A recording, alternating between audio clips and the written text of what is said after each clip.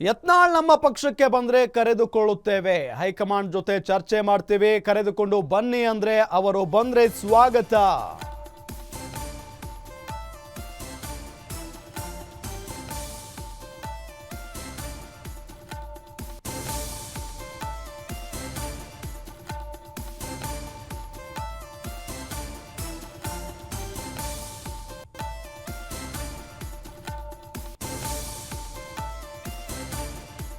ಹುಬ್ಬಳ್ಳಿಯಲ್ಲಿ ಶಾಸಕ ರಾಜು ಕಾಗೆ ಕೊಟ್ಟಿರುವಂತ ಹೇಳಿಕೆ ಇದು.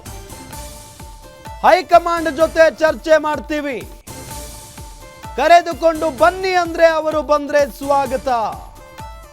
ಯತ್ನಾಳ್ರನ್ನ ಕಾಂಗ್ರೆಸ್ಗೆ ಕರೆ ತರುತ್ತೇನೆ ಅಂತ ಹುಬ್ಬಳ್ಳಿಯಲ್ಲಿ ರಾಜು ಕಾಗೆ, ಶಾಸಕ ರಾಜು ಕಾಗೆ ಹೇಳಿಕೆಯನ್ನ ಕೊಟ್ಟಿದ್ದಾರೆ. ಯತ್ನಾಳ್ ನಮ್ಮ ಪಕ್ಷಕ್ಕೆ ಬಂದ್ರೆ ಸ್ವಾಗತ ಮಾಡಿಕೊಳ್ತೇವೆ ಅನ್ನೋ ನಿಟ್ಟಿನಲ್ಲಿ ಶಾಸಕ ರಾಜು ಕಾಗೆ ಹೇಳಿಕೆಯನ್ನ ಕೊಟ್ಟಿದ್ದಾರೆ. ಹೈಕಮಾಂಡ್ ಜೊತೆ ಚರ್ಚೆ ಮಾಡ್ತೀವಿ, ಅವರು ಕರೆದುಕೊಂಡು ಬನ್ನಿ ಅಂದ್ರೆ, ಯತ್ನಾಳ್ ಅವರು ಬರ್ತೀನಿ ಅಂತ ಅಂದ್ರೆ ಸ್ವಾಗತವನ್ನ ಮಾಡ್ತೀವಿ ಅನ್ನೋ ನಿಟ್ಟಿನಲ್ಲಿ ರಾಜು ಕಾಗೆ ಹೇಳಿಕೆಯನ್ನ ಕೊಟ್ಟಿದ್ದಾರೆ.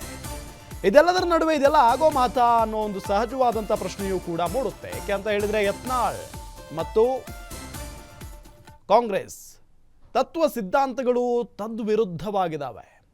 ಯತ್ನಾಳ್ ಅವರ ಸಿದ್ಧಾಂತನೇ ಬೇರೆ, ಕಾಂಗ್ರೆಸ್ನ ಸಿದ್ಧಾಂತಗಳೇ ಬೇರೆ. ಹಿಂದೂ ಹುಲಿ, ಹಿಂದುತ್ವದ ಅಜೆಂಡಾವನ್ನ ಇಟ್ಕೊಂಡು ಹೋಗೋರು ಬಸನಗೌಡ ಪಾಟೀಲ್ ಯತ್ನಾಳ್. ಆದರೆ ಕಾಂಗ್ರೆಸ್ನಲ್ಲಿ ಬೇರೆನೇ ಸಿದ್ಧಾಂತ ಇದೆ. ಆ ಸಿದ್ಧಾಂತಕ್ಕೆ ಯತ್ನಾಳ್ ಅವರು ಹೊಂದ್ಕೊಳ್ಳೋದಕ್ಕೆ ಸಾಧ್ಯನಾ? ಅದು ಈ ಒಂದು ಕಾಲಘಟ್ಟದಲ್ಲಿ, ಈ ಇಳಿ ವಯಸ್ಸಿನಲ್ಲಿ ನನ್ನ ಪ್ರಕಾರ ಸಾಧ್ಯ ಇಲ್ಲ. ಯತ್ನಾಳ್ ಅವರು ಆ ರೀತಿಯಾದಂಥ ನಿರ್ಧಾರವನ್ನು ತೆಗೆದುಕೊಳ್ತಾರೆ ಅಂತಲೂ ಹೇಳೋಕ್ಕಾಗಲ್ಲ. ಆದರೂ ರಾಜಕಾರಣದಲ್ಲಿ ಯಾವುದು ಶಾಶ್ವತ ಅಲ್ಲ. ಮತ್ತು ಯತ್ನಾಳ್ ಅವರಿಗೆ ಯಾರು ವೈರಿಗಳು ಕೂಡ ಇಲ್ಲ, ಯಾರು ಸ್ನೇಹಿತರು ಕೂಡ ಇಲ್ಲ ರಾಜಕಾರಣದಲ್ಲಿ. ಹಾಗಾಗಿ ಏನು ಬೇಕಾದರೂ ನಿರ್ಧಾರ ತೆಗೆದುಕೊಳ್ಳುವಂಥ ಸಾಧ್ಯತೆ ಇದೆ. ಒಟ್ಟಾರೆಯಾಗಿ ಕಾಂಗ್ರೆಸ್ನಿಂದ ಅಂತೂ ಆಫರ್ ಇದ್ದೇ ಇದೆ ಹಿಂದೂ ಫೈರ್ ಬ್ರ್ಯಾಂಡ್ ಯತ್ನಾಳ್ ಅವರಿಗೆ.